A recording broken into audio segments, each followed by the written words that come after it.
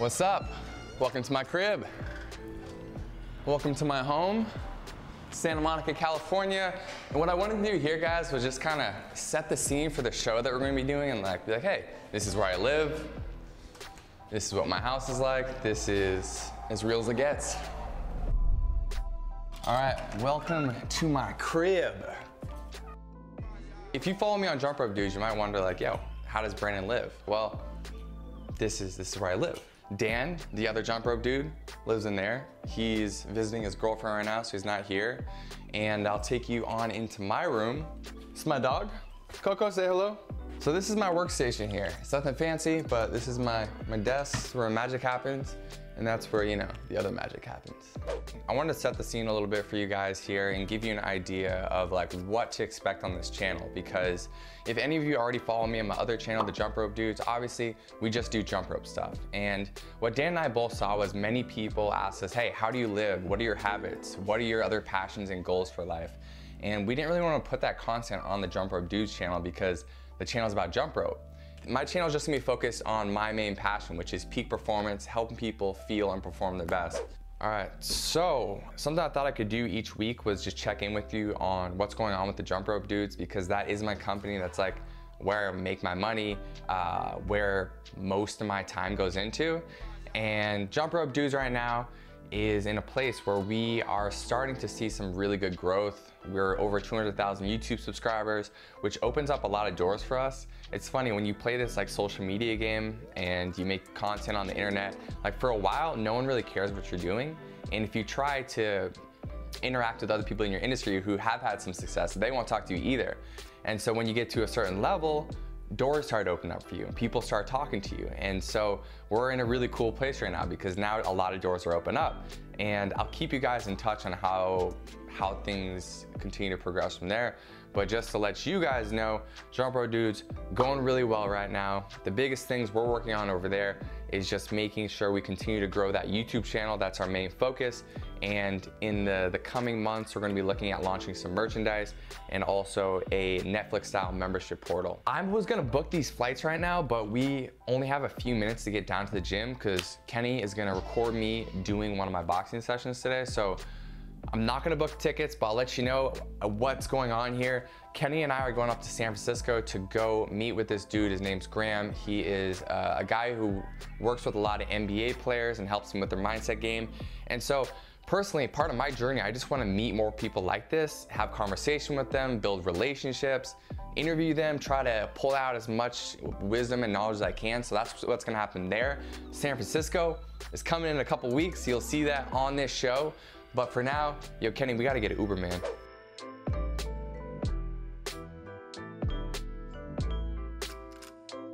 So we're going to the boxing gym right now, and the reason why I wanna show you guys me training is because this is a part of a peak performance formula that I'm putting together.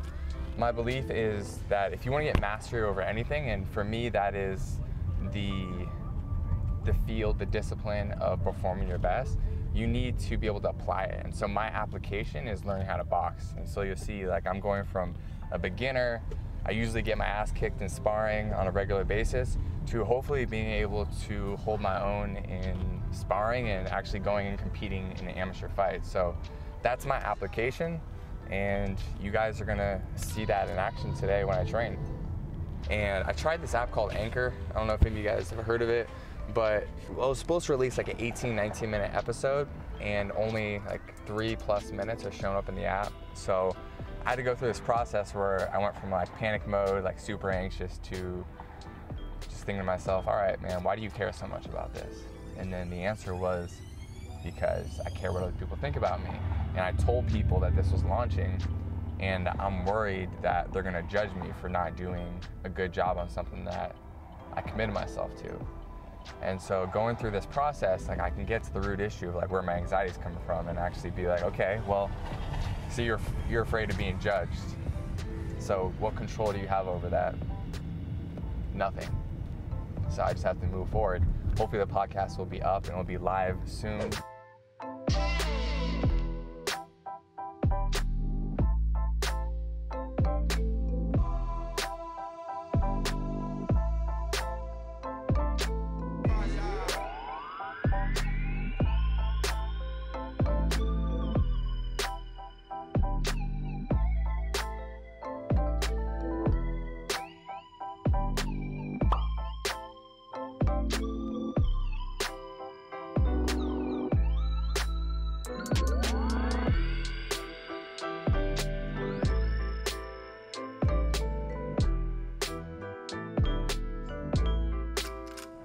When I work out, it's like meditation. It's where like all my thoughts come to my head and I have my most aha moments. And a really profound aha moment I had while I was training is that like I need to bring a lot more of the stuff that I'm gonna be talking about on this channel into my own personal training, because right now I have an insane amount of stuff on my plate. I got jump rope dudes.